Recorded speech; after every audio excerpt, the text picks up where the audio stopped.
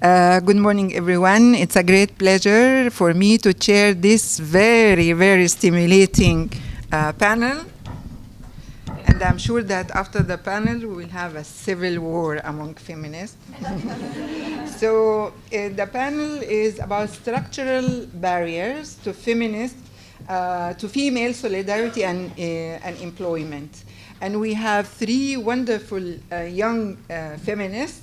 The order will go like this. The first speaker will be Sara El Masri, and the second speaker will be Rula Al Husseini, and the third speaker will be Carmen Jiha. We will start by Sara, who is going to talk about from Beirut to Cairo, is a model of cross-national feminism possible? So please, Sara, the floor is yours. Okay. You have 15 minutes, unfortunately. I'll just set up my alarm, if that's okay. Okay. Okay. It's not working. Hello. It's not. It is? No. Okay.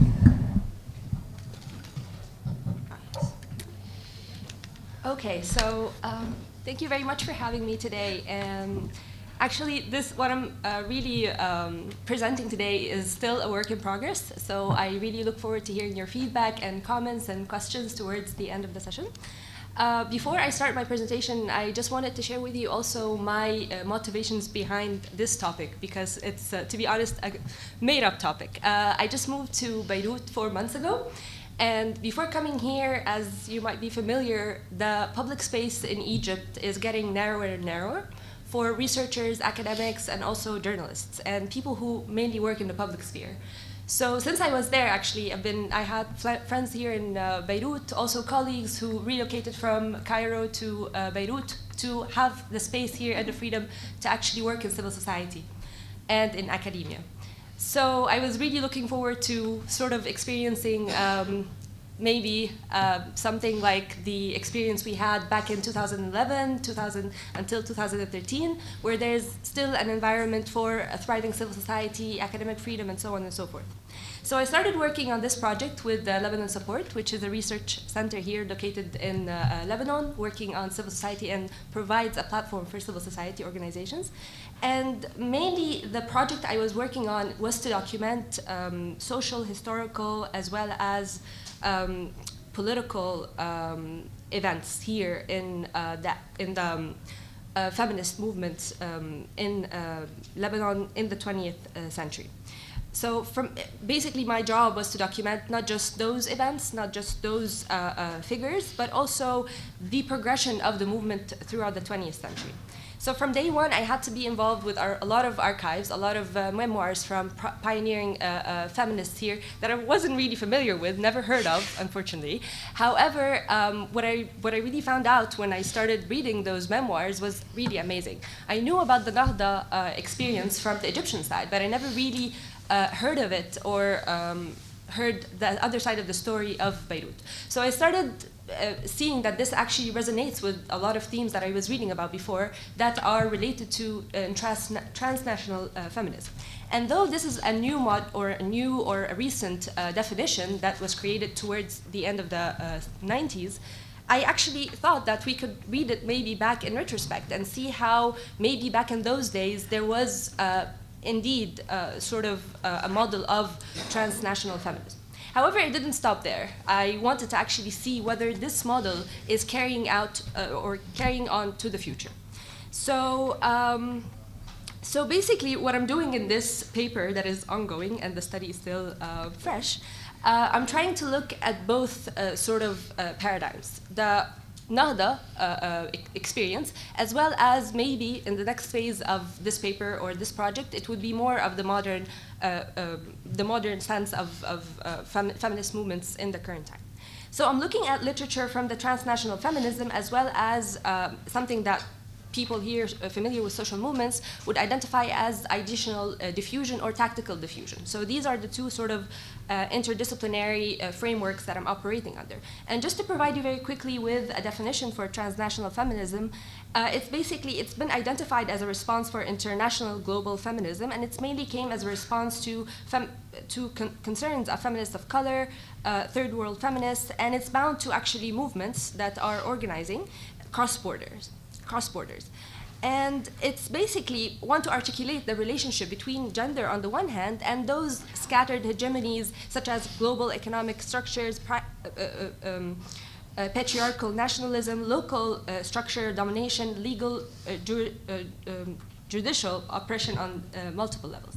This is actually the definition I'm using for transnational feminism. On the other side, I'm taking from Ideational and Tactical Diffusion by McAdam and others, this idea about how basically movements share ideas cross borders, as well as some of the tactics they use for mobilization. So they basically found out that this happens through two different ways. One of them is direct relational channels, and the other is non-relational channels. This involves, of course, having sort of the framework of similar languages. The media plays a very big role in this, and actually the print media is one of the most powerful tools. Now, in the modern times, they are doing more studies on social media and other things. So how I wanted to operationalize this question that I had, that is still very broad, and it's actually here. Sorry, it is the title of the presentation. I wanted to look at, so if basically, given the different socioeconomic, cultural, political, and legal realities of the two countries, plus the authoritarian nature of the Egyptian regime, and I'm highlighting it because this is sort of like a different variable in the Egyptian Lebanese case, is a model of cross-national feminism possible today? The first part was actually for me to look historically into the Nahda phase. So I followed basically periodization that has been done by other scholars, such as Rita Stephan for Lebanon and Mervat Hatem, as well as Dr. Islah Hajjad for the case of Egypt. And I followed this periodization where I had to create 5 different periods to sort of help us compare or basically study those movements. And of course, these have their own limitations, but they will help us basically demarcate and chart the terrain of feminist activism in both countries. I hope people were able to read through it because I don't want to spend so much time on it, and I want to take you through actually the results right away. How much time do I have? You still have 7 minutes. Okay, perfect. So my methodology, very quickly, and it's still also developing. So part of it is, as I said before, is the archival research that I'm still at, and the other part is what I intend, hopefully, to do once I get back to Egypt and while being here in Lebanon, is the qualitative interviews for the part about the modern transnational feminism. So I was able to look at different archival memoirs, as I said, and different minutes of meetings, basically pictures, a lot of literature, novels, basically, and production also of some prominent feminists of that period in Lebanon. And the two main elements that I'll be elaborating on in my presentation, the rest hopefully will be carried out later, are 2 things. First of all, ideas and images of women in press and literature, and the second is actually the creation of Arab unions and conventions. These were the 2 sort of features that I found in this period where pretty much we can see a lot of the observations that I'm going to explain in a minute. So for the first element, basically, there was this engagement, and I'm pretty sure everyone in this room is familiar with, engagement that took place particularly throughout or through the emerging women's press. By the end of the 1800s, there was a plethora of women's newspapers that basically were published both in Egypt and in Beirut, in Egypt and in Lebanon, particularly with focus on Cairo and Beirut. And among them were actually the New Woman newspaper back in 1921. This was actually one of the strongest and the most prominent newspapers at that time, and they discussed actually issues pertaining to women, political realities, socioeconomic issues, and so on and so forth. However, like to the part where actually I thought there were some transnational influences happening, were, for example, one of the magazines that were pretty popular was something called Al-Urs magazine, or The Bride. And in this one, actually, the women at that time, they were actually publishing articles about the feminist movement in Egypt. So you could see basically how they were looking forward to having this sort of model implemented or replicated in Lebanon. I looked at the books of one interesting scholar, Nazira Zainuddin, whom I wasn't familiar with, unfortunately. However, she is really interesting because she's also sort of like falls in, I guess, from our discussions yesterday about Islamic feminism.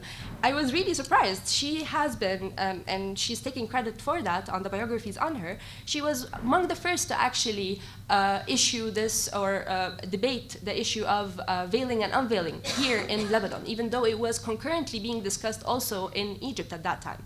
And not only this, but she actually engaged with Azhari sheikhs from Egypt.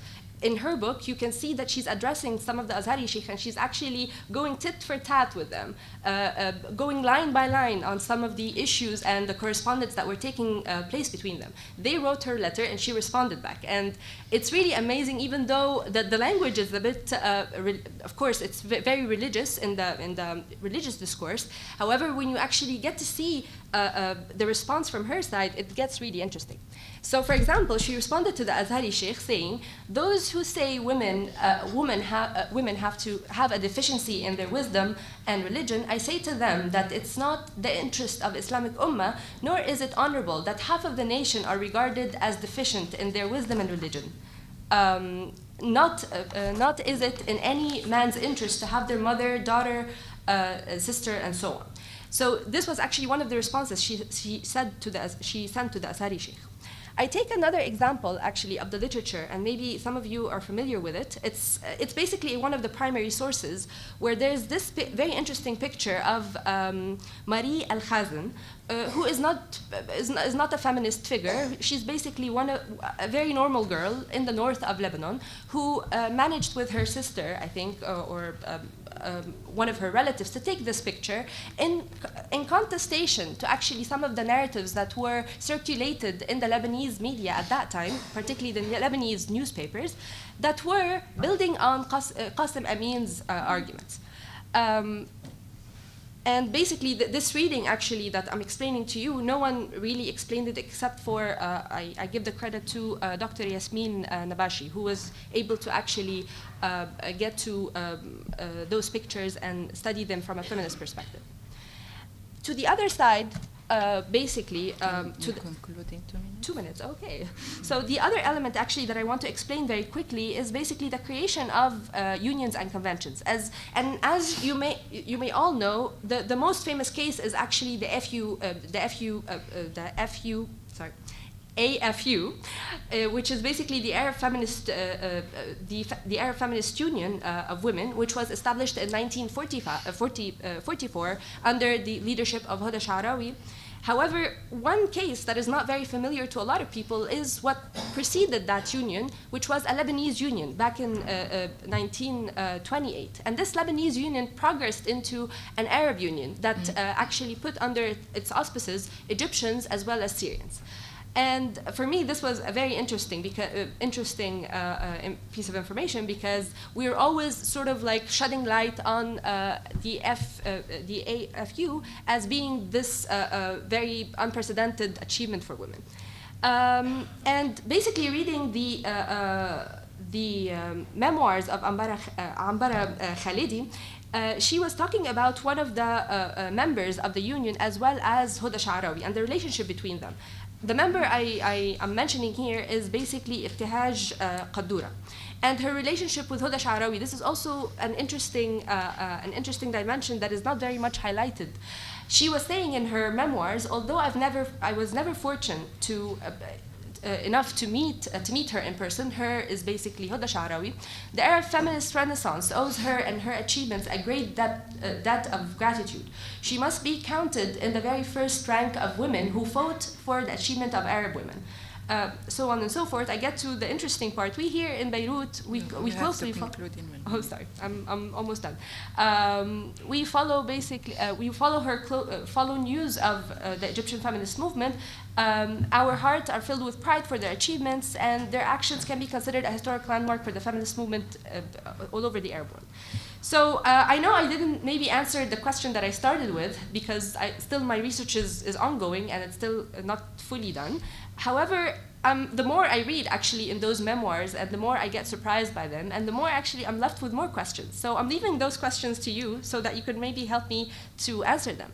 Is it possible to have the same deep engagement of this sort of cross-national feminism of before in today's world, where we basically, where it's much easier to create cross-national alliances, and it's even encouraged by donors, for example. Can we speak today of a cross-national feminism that can withstand the absence of donor-driven projects? Are the manifestations of trans and cross-national feminisms only projected in meetings and cross-national projects? Can transnational feminism move beyond alliances and cross-national networks to being a grassroots movement? Thank you. Excellent. Wonderful. So I hope that Sarah will get feedback from the audience and comments, because as she said, it's a work in progress. And of course, she is dealing with a wonderful study on reconstructing the history of women in our region and their histories, and also the very important question of how to enlarge our power, or how to consolidate our power and build alliances among women in the region. I had to say that, I'm so sorry, Sarah, about that. Sarah is working as a researcher under the Gender Equity Network at Lebanon Support Research Center in Beirut, Lebanon. She is a former adjunct instructor at the sociology unit of the American University in Cairo, and a researcher for the civil society and state repression in Egypt, project based at the AUC's sociology unit from November 2016 to August 2017, under the supervision of Dr. Holmes. Before joining Lebanon Support, she worked as a journalist and then a researcher for several civil society organizations in Egypt. Sarah moved to Lebanon to enhance her knowledge on women and gender-related issues in the region. She has a BA in political science and master's degree in sociology from the University of Oxford. Her main research interests lie within the realm of sociology of the family and gender, with a focus on themes such as activism, mobilization, and repression in Egypt and the MENA, the MENA region.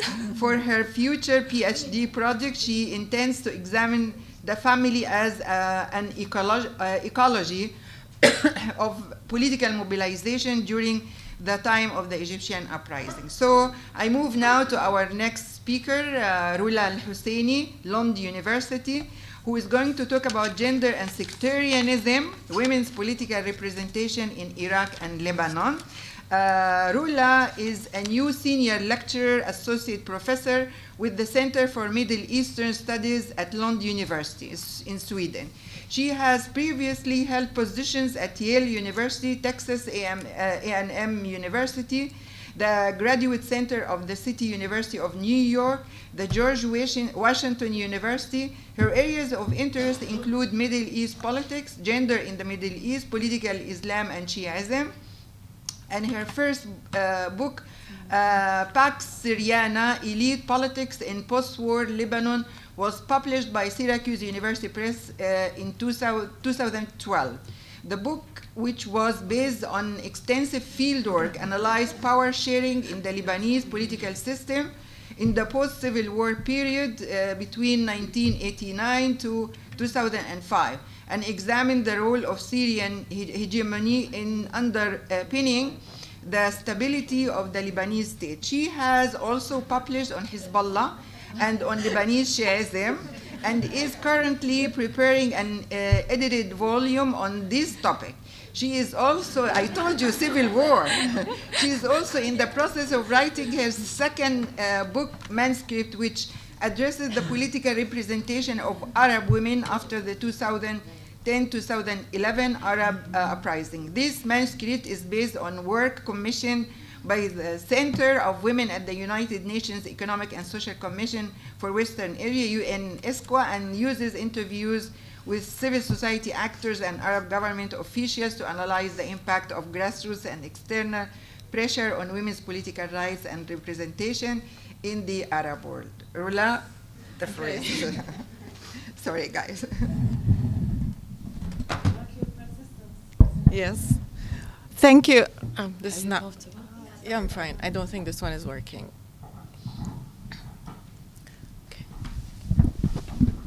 Okay, thank you, Islah, for this very kind introduction. So what I'm presenting today is, actually, I'll put it on this side.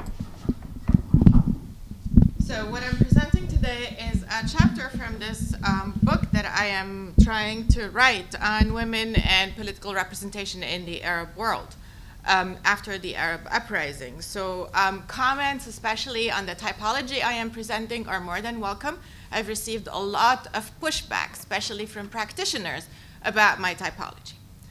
So, confronted with both international and internal pressures to democratize, Arab regimes have responded in ways that are both hopeful and contradictory. Demands by the international community that Arab countries do more to conform with the norms of human rights have likely factored in the calculations of the regimes when it comes to including women in the political process. At the same time, however, increasing internal agitation by the public has started to provide an equally important and sometimes dissonant pressure, emphasizing a more genuine and less calculating form of democratic participation for women. This led Arab states to increasingly adopt some form of state feminism, I'm arguing. As democratization struggles continue to expand across the region, it's important to reevaluate the strategies for advancing women's rights and to carefully assess what has and has not been effective. Women constitute half of society, therefore no country can claim that it is democratizing unless women are seriously included in the political process. Nevertheless, the patriarchal powers and other underlying forces that inhibit women's political participation and representation continue to persist. The fluctuating political situation in the Arab region raises important questions for observers and advocates who are interested in supporting women's rights. So this is basically the outline for my presentation. I'll start by defining what I mean with state feminism and stating my argument for this presentation. Then I'll define what I mean by sectarian states before discussing the intersection of gender, sectarianism, and formal politics. And finally, I'll move to an examination of gender and sectarianism in my two case studies, Iraq and Lebanon. So what do I mean by state feminism? The term state feminism is sometimes used to describe top-down approaches to implementing women's rights and advancing women's political participation. Feelings and responses to this term tend to be mixed. Some advocates regard it with approval, others see it as an oxymoron. I take a more neutral stance toward the term, and I regard it as a description of certain practices whose efficacy must be evaluated in an empirical fashion in different political contexts. I use state feminism to mean the use of institutional power to fulfill aspects of the feminist human rights agenda, in contrast to progressive movements from below that promote broad public participation by women in a democratic fashion. So I argue that feminism is used primarily by Arab regimes as an instrument of state legitimization. State-sponsored feminism gives the regimes an ideological tool in their efforts to undermine internal political threats from groups, for example, like the Islamists. And at the same time, it provides them with a means to respond to international feminist critiques and to quell popular feminist or feminine dissent.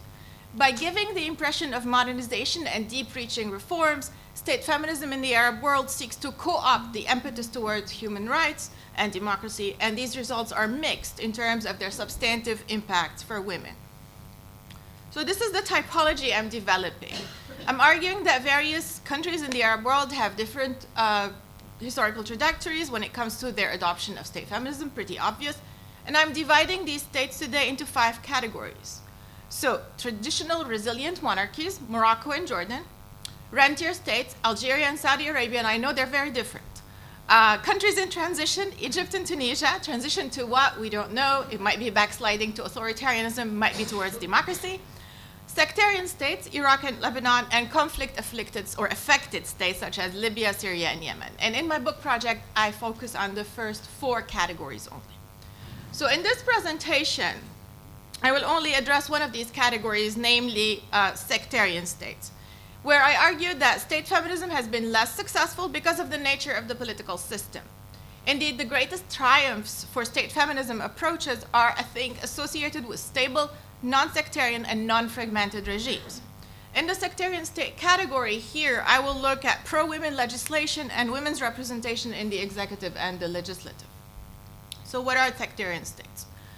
I define, as you can see, I like definitions. I define sectarian states as those states that have not only suffered from sectarian tensions or wars in the 20th and the 21st century, but whose recent history includes a formalization of sectarianism in their politics. This has been referred to as a ta'ifiyya siyasiyya, or political sectarianism. This new phenomenon includes a division of political offices based not on competency or party affiliation or even regional origin, but on sectarian affiliation.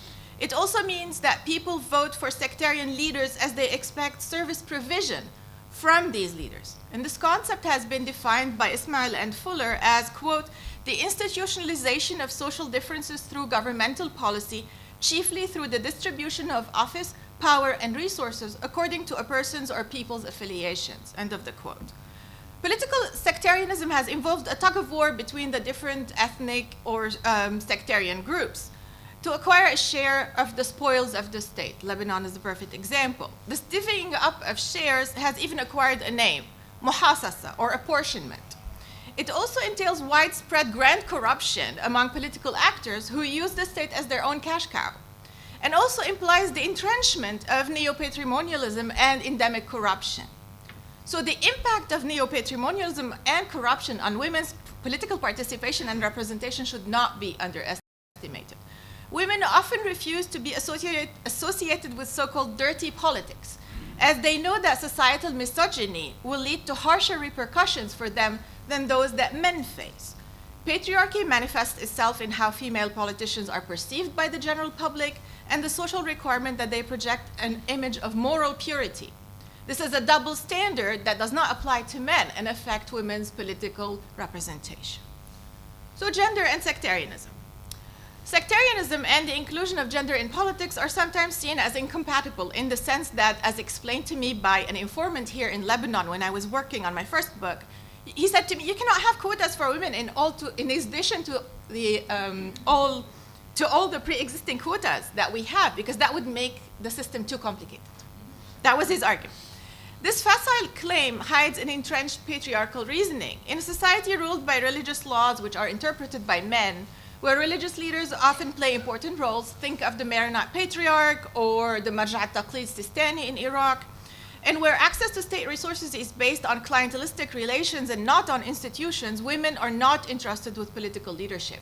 And Rosemary Sales has looked at the case of Northern Ireland, and she argues there, quote, sectarianism and the construction of political and social life around community loyalties has been a powerful force in maintaining women's subordination, end of the quote. So really an example from outside the Arab world. So Lebanon, and I'll go over this very quickly. I think this audience knows the case very well. Women, you have 6 minutes. I have 6 minutes, okay. We've had the first to vote since 1952, and after the Taif Agreement, we've had never more than 3% of female representation in parliament. And since 1952, we've had only 17 women in parliament. As we all know, the female legislators are often wives or daughters or widows or sisters of male politicians. They have no political programs of their own. They don't possess an independent constituency. They do not push for female-friendly legislation in parliament.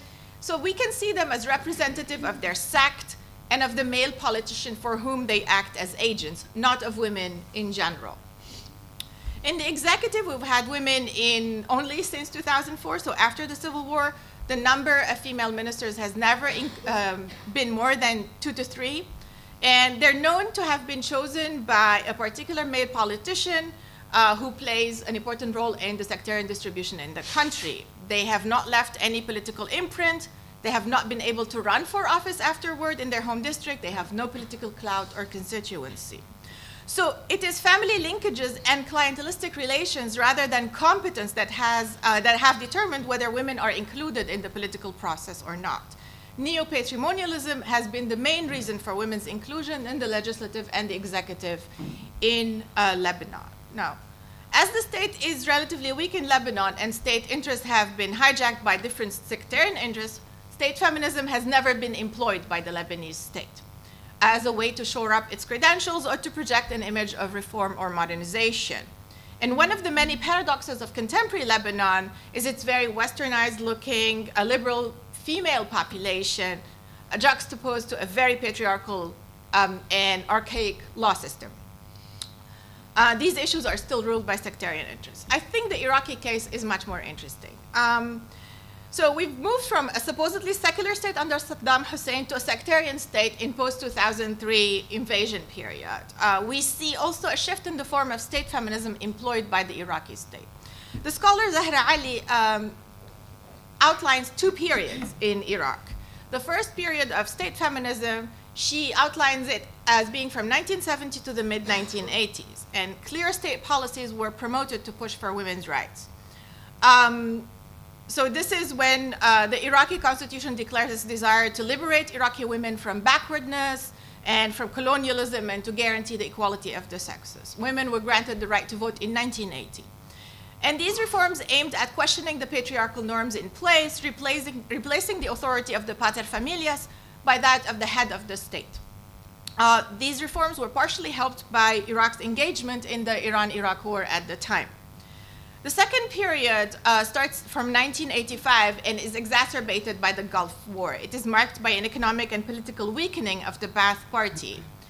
And counterintuitively, the Ba'ath Party retreats from state feminism to consolidate its base among tribal chiefs and to gain popularity in the areas where political Islam is resurgent. In its new social and political contract after the Gulf War, the Ba'ath Party reaffirms its Islamic and tribal character and that of the Iraqi society. And this government's play on sectarian, tribal, and ethnic identities was an attempt to consolidate its hold on power. It ends up weakening the sense of national belonging of all Iraqis, and the consequences of this exacerbation of subnational identity will be really felt after the US invasion. And the pendulum of state feminism swings back after the US invasion of 2003, and this is where I'm outlining a third period of, we can call it state feminism or women's political representation and participation, seemingly this time in the direction of women's rights. So because of the pressures from grassroots organizations in Iraq, and because of Bush's declared agenda of liberating Muslim women, women were given a quota of 25% in the new Iraqi parliament. And the 2005 Constitution of Iraq, which was passed after the invasion, was written under conditions of American occupation. This meant that the occupiers could experiment and impose quotas for women. I consider this to be a form of state feminism implemented by the new American-influenced Iraqi state. So it's important here to know that women were made at the time to understand that with everything that was at stake in the country, the question of women's rights was secondary, and that parliamentary quota was offered to them as a consolation prize. So in the 12 years since, women have been elected in large numbers in the Iraqi legislatures, and they will probably also be elected in 2018. But are these women representative of their gender, or are they representative of their sectarian group? And preliminary evidence leads me to believe that these women are treated as tokens or as political decors, to quote one female Iraqi candidate. They're not representative of women in the sense of drafting legislation that promotes women's rights. And most recently, as you might know, a female MP pushed for legislation that encourages polygamy. They have also not been pushing against laws that would bring down the age of marriage to 9 in Iraq. So we've seen also a shift in the number of women in the executive. I'm not going to go through that. Let me just conclude briefly. The Lebanese state has never attempted to use state feminism to consolidate its hold on power.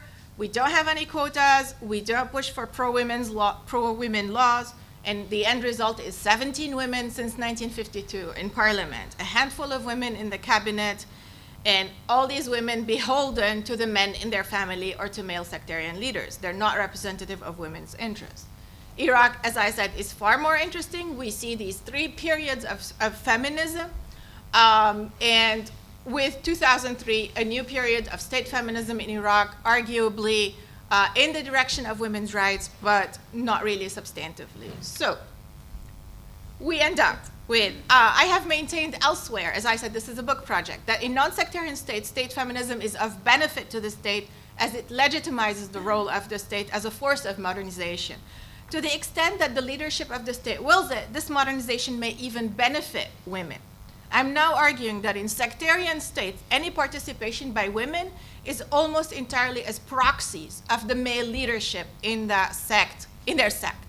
Therefore, their limited participation in formal politics does not serve the modernizing ends of state consolidation, nor does it improve the status of women.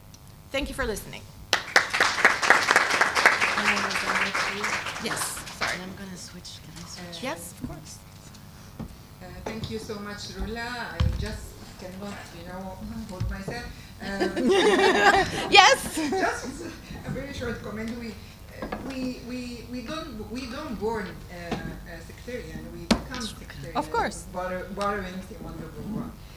I hope that Rula's paper will stimulate fruitful discussion about her theoretical framework on her, historical approach to build the case for the sectarianism in both Lebanon and Iraq.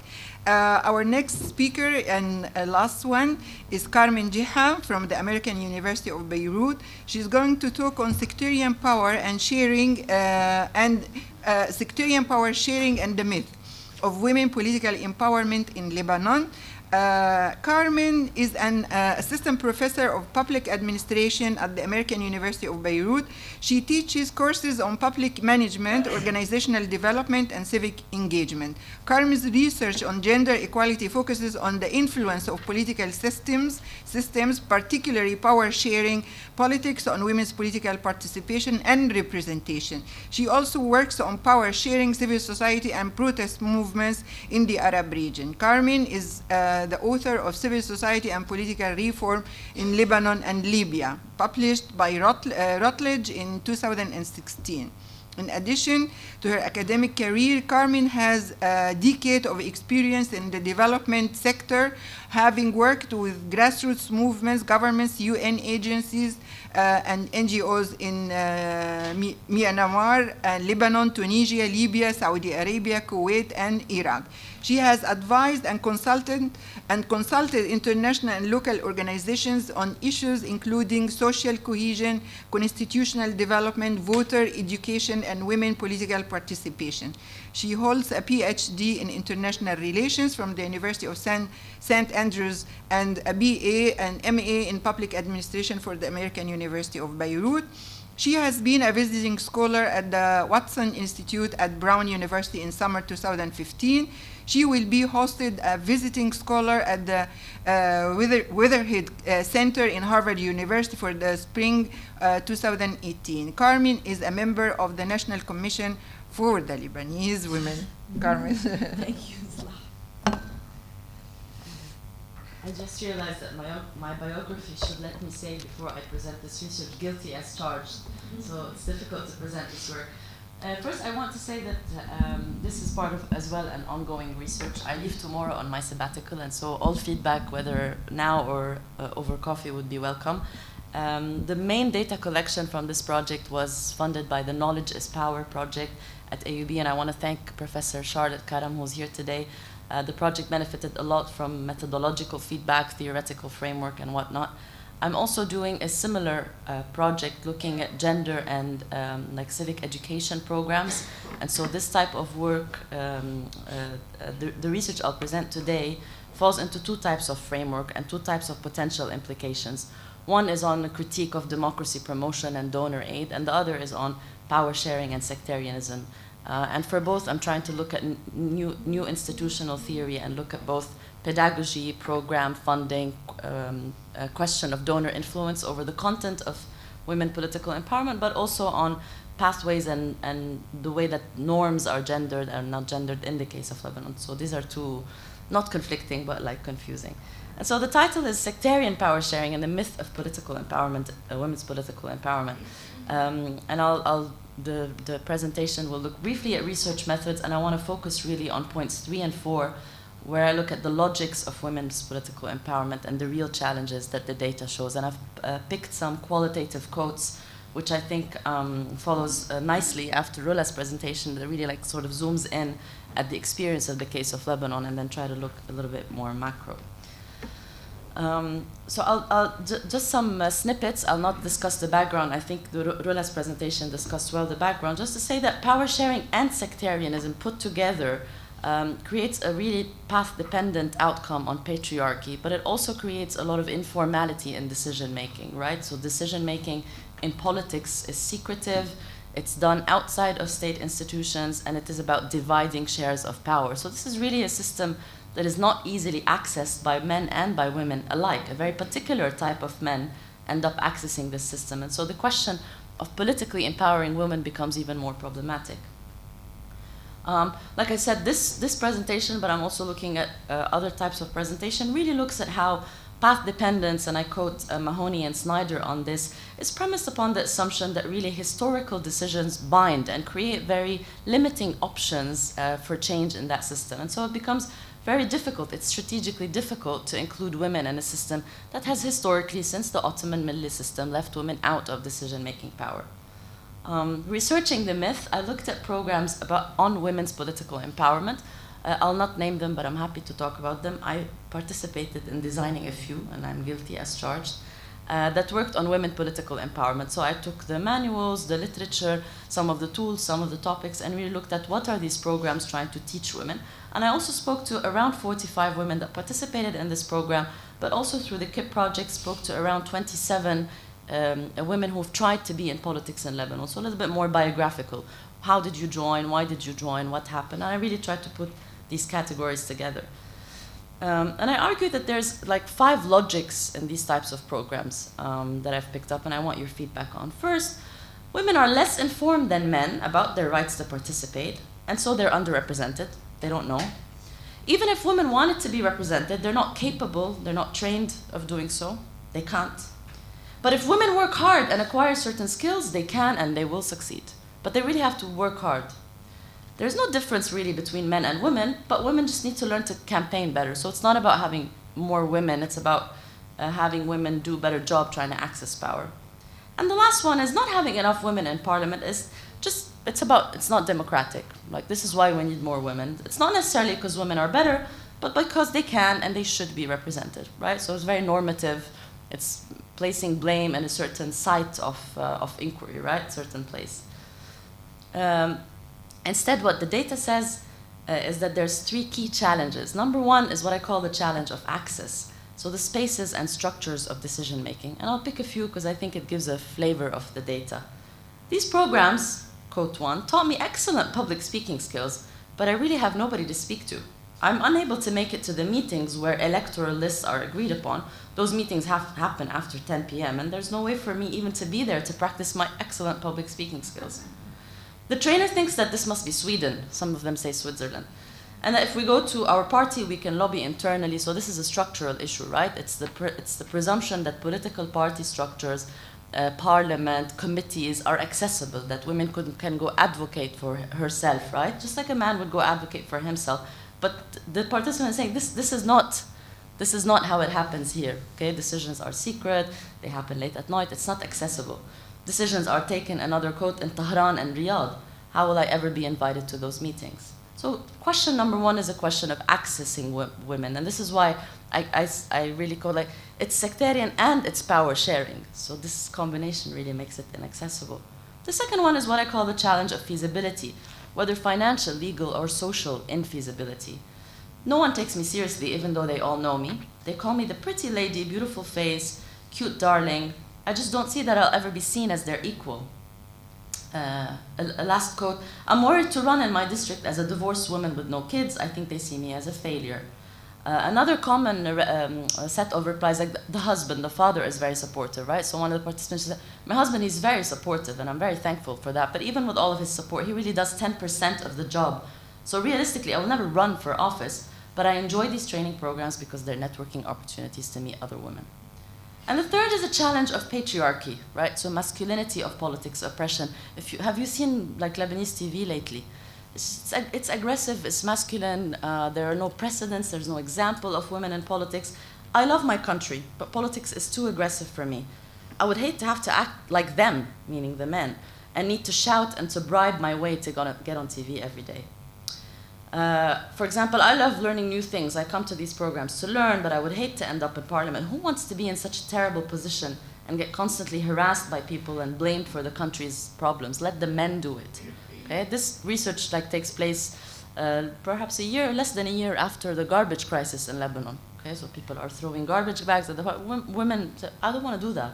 I'm happy working in an NGO, in academia, in the judiciary, where women are up to 50% female judges. They don't want to be in parliament.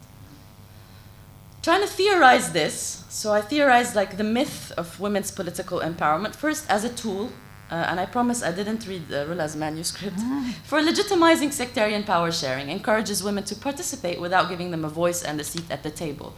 You know Hassan Nasrallah, but perhaps you don't know the ambassador male with a picture of a female behind him, saying we need for women to participate. And of course there's all this literature around legitimation and legitimization, right? Like I said, I'm doing a project on civic engagement and whatnot, and why should people participate? There's a reason why there's this participatory push for women to participate, but without necessarily giving them a seat at the table. And in the larger research, I look at post-war, the Ta'if agreement and whatnot. So all key decision-making seats have not been given to women. Second, criticizing these programs as an approach. It is disempowering of Lebanese women in general, and specifically of women seeking political office. So the narrative is, you're not good enough, you don't know how to campaign, you can't speak, you don't know how to manage your time. If you look at these programs, it's like time management, public speaking, planning. So it's very disempowering. And it's also built on the notion that if she knows better, she can access better, or she's not doing good enough. It's very disempowering. As a program, I argue it is donor-designed, largely normative, and very much ill-fitted to the case of a sectarian power-sharing system. The real places where power is, she can't access them. And as a rationale as well, the expectation of change that's based on empowering women, I argue clashes against the realization that sectarian power-sharing system remains resistant to such attempts, and this is where path dependence comes. Some theoretical implications of the myth. So if we want to use historical institutionalism, looking at the implication, the concept of misplaced effort and resources, but also that this constrains options for present and future research. One of the pictures is of a march against women, violence against women, and the other is of an MP who, discussing a rape issue on TV, said that it's probably the woman's fault, she wasn't well dressed. Path dependency as well is another theoretical implication, looking at sectarianism, the informality. I also, in my other book, discuss this notion of a partially critical juncture. So yes, mobilization is important, protest movements are important, but elections really and other political mobilization opportunities are at best partially critical, but at worst could also be irrelevant.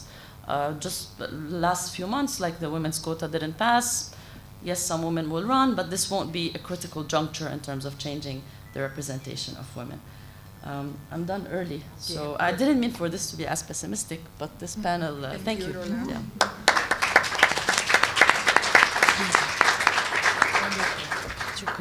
Thank you. So we have 3 speakers, and we have something like almost 7-8 minutes for discussion, because the following panel is supposed to start it's at enough, no? 12. So please, Frances. Thank you for the panel. I just have a quick question for Sarah, and then a comment for Carmen. So Sarah, the thing about one thing I'm curious about, I'm curious, is we're at the 100th anniversary of the Bolshevik. And when we say transnational, international, there's a way that if we think even a bit more historic, I'm literally curious about the 1920s and the 19-teens in the region, okay? Which obviously it was under various colonial, it depends on where you are, what the system was, and the Ottoman Empire didn't really end until 1924. But I'm actually curious about whether anything was going on that was internationalism, like feminist internationalism, right? because before international meant the League of Nations and then the UN, and then we had to have like the things that were not that. You had an internationalism that was like that, even pre-Soviet Union. So I was wondering if you'd run into anything like that kind of way of engaging at the same time that people were engaging with Zionism and colonial, all these other things.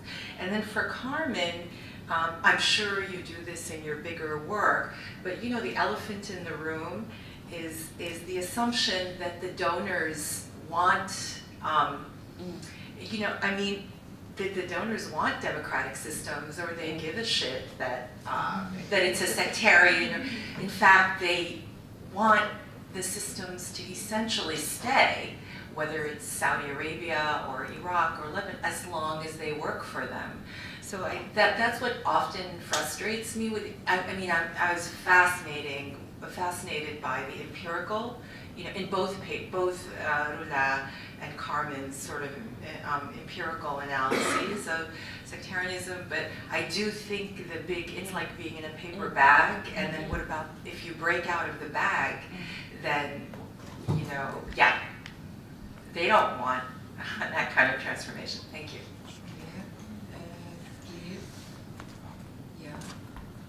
Sorry. Just a very quick question to Carmen. Hi, my name is Marla. When you talked about the challenge of patriarchy regarding women going into politics, I have a friend who's very young and intending to go into politics in Turkey. So she has the same discourse. Actually, I have the same discourse about how aggressive it is, etc. Does anyone consider changing that? Just changing the face of politics, not necessarily by just having an equal number of men and women, but just changing that aggressivity, basically turning. Okay. But changing, just making it less aggressive and just a better field for them. Just making it a better field for them to practice politics. Okay, thank you. Please.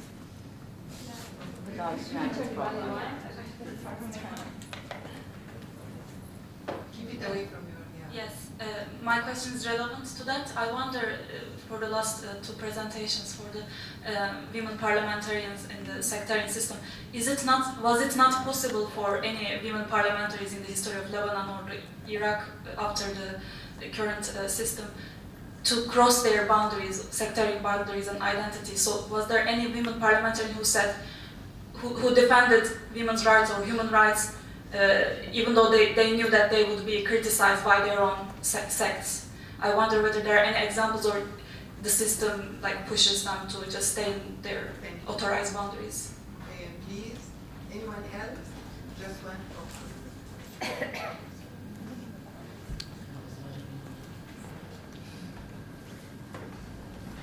Yeah, thank you for three very. So thank you for interesting presentations. I just wanted to, add to what was said before. This whole idea of donors, not just, of course, I don't think anyone in this room really believes that they have a genuine intention to change the world. But also, I think the criticism can be pushed even further to the very model of the workshop, which we have seen in the case of Lebanon as a sectarian power sharing. We've seen a lot, it's like peace building. All these workshops about peace building, let's bring people together, they will realize they're all the same, they will start loving each other. So it's infantilizing in a way. And it still deals with, I think a criticism on even the way it's done is also beneficial. Rula, I wanted to just ask you if you can say a bit more, because on the comparison between, I agree that Iraq is maybe richer somehow, but I think the interesting aspect in comparing the two is that both are, the structure of the state is sectarian. I totally agree. It's a process of sectarianization and not just sectarianism. But I think there's a crucial difference in the system between corporate consociationalism and liberal consociationalism, which I think is something to look into in this specific case, because in Iraq, the seats are not necessarily predetermined the way they are in Lebanon. So I wanted to hear more about this. Thank you. He's here and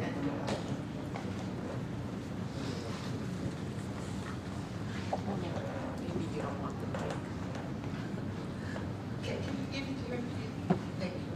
Probably that's not using the mic. Yeah, maybe this. Doesn't work? Without, just speak up. Okay, speak up. Thank you very much for the excellent presentation. My question is for Sarah. I really loved going back to history and because I have very limited information about that period of time. So what is striking for me through the presentation you gave and what we heard yesterday from other presentations is that all of the feminine figures or the feminist figures of that period were very much into the framework of Islamic feminism, and they were going back to criticize the male dominant discourse, but they didn't really go outside of the box or try to adopt a more liberal line of thought. So is that true?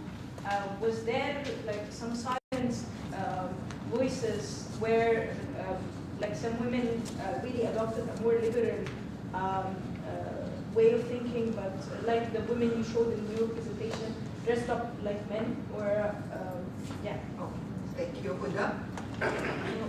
So thank you for a fantastic panel.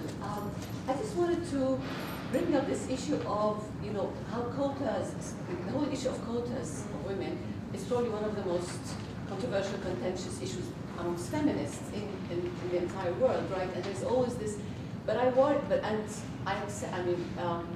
and I always think about how do we talk about quotas. I'm a believer in quotas because whereas of course quotas can bring the worst women to parliament, but then I call a parliament free of women is ridiculous, right? So you have to look at these two things together at the same time. And I always worry about how, as feminists, we are extremely, we practice the moral purity criteria.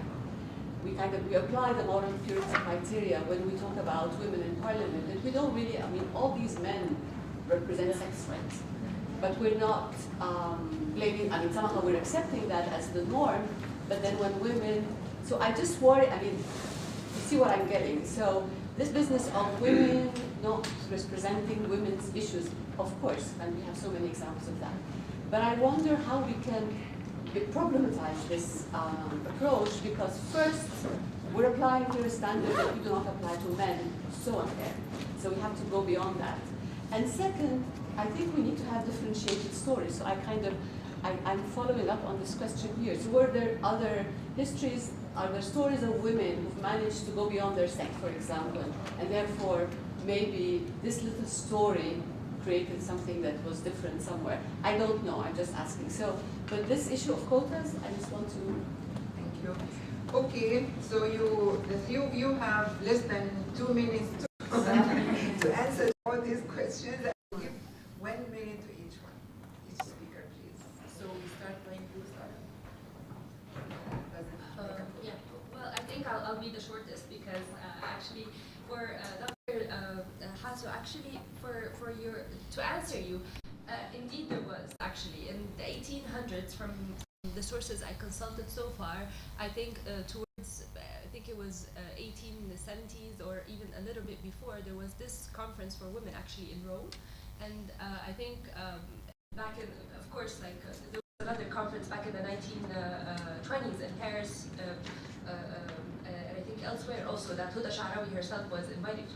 But it was very interesting that when I tried to look, because some of the sources I had, they were actually mentioning they were trying to document the achievements of women in their particular context. So, for example, I consulted a source by Zainab Fawaz, who used to actually write biographies of other women who made sort of achievements. And so far from the lists I looked into, she doesn't mention that Lebanese women, for example, participated in that. So it seemed to me, or at least this is the impression that I got from some of the sources, that it was the Egyptian women at that time who were maybe got the invitation first or something along these lines. It wasn't until maybe the 1910s and 15s, when we 1910 and 1915, that we saw actually in the notes of those meetings that actually women from India and women from Indian women actually invited Lebanese women in addition to Syrian and Egyptians. So this is, I hope I answered your question this way. And for Habiba, thank you also for your question.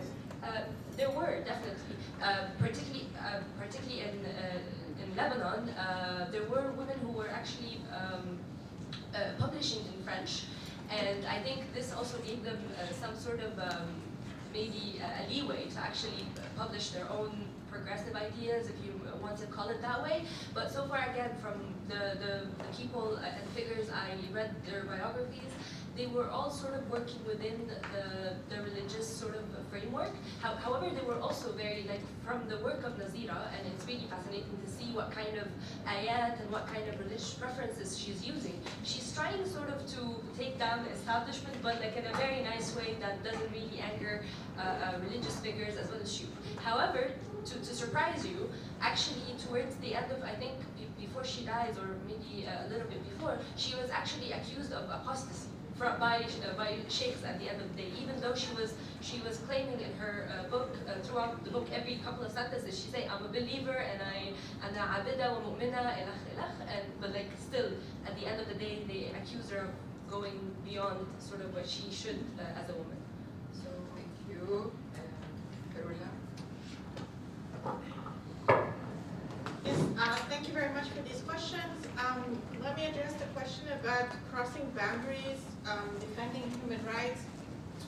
To my knowledge, it hasn't happened, but then I haven't investigated the Iraqi case as much as I should have. Yeah. I hear you.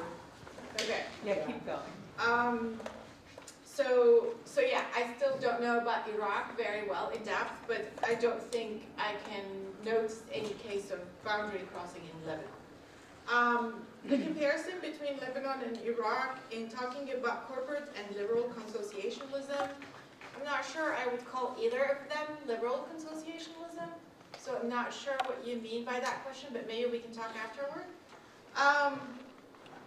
Huda, I'm a big fan of quotas too. I argue for quotas for women, and I'm not trying to say that women should be representative of women's issues all the time, or they should pass female-friendly representation. I think that in the sectarian case, we see something worse than what we see in the non-sectarian cases when we have women running on quotas or running with, say, the National Democratic Party of Mubarak. They were towing the party line, true, but towing the party line is very different from, I think, substantively from towing a sectarian line, because sectarianism becomes more entrenched and we've got more cleavages in society. And I think the neo-patrimonialism in the sectarian case becomes much worse, is more linked to corruption. And corruption starts to be associated with certain sects who are in power at this particular moment in time. I don't know if I'm making sense to you here. But I think I'll stop here and let Carmen continue. It's very difficult, but I'm going to answer with an empirically sound opinion, but not with academic, with not an academic. But I'll try to answer. I agree, Francis. Yes, donor. I completely agree. I just think that this research also brings further evidence as to where should we focus. And I think I like Jean Makdisi yesterday saying, are we asking the wrong questions? Are we? So I agree totally, and this needs to be included in the study. And Marwa, can you? I mean, if I understood, can you change the system? Basically, that's what you're saying. Can you make politics better in general, and then women would enter? And I think that would require like broad-based mobilization. Short answer, no. Long answer, possible. Everything is possible. The third one on do we know women that cross the boundaries? Yes, but they are not politicians. I mean, you've seen a lot of Lebanese women at this conference who are friends and feminists and don't identify. In 2009, we lobbied to like remove reference to sect on the ID. So yes, in terms of identity, you cannot identify as part of your sect, but doesn't mean that you are a politician. And we don't know any Lebanese women politicians who have done that. In fact, we have a male minister who represents women's issues in parliament. Number 4, Rima, I will use more like infantilizing, and I like the idea of like critiquing the format of the workshops. I've seen many male trainers train women on like public speaking. And lastly, for Huda, the argument of moral purity and competency seems only to apply to women. I think that it merits to do a discourse analysis. I haven't done it, but like on Lebanese male politicians, political parties, like evident. We don't have competent. ما بنعرف نساء كفؤات. هيدا ببلد تقطع فيه الكهرباء. I'm gonna go off. I mean, as if men are competent who are governing this country and who put us through war and garbage crisis. So I completely agree. But still, I would still advocate in my capacity as a non-academic for a quota. It's still better than having no women. I totally agree, and I thank you. It's been very valuable. Thank you. And I thank the 3 wonderful speakers, and I give the floor to the following panel. شكرا.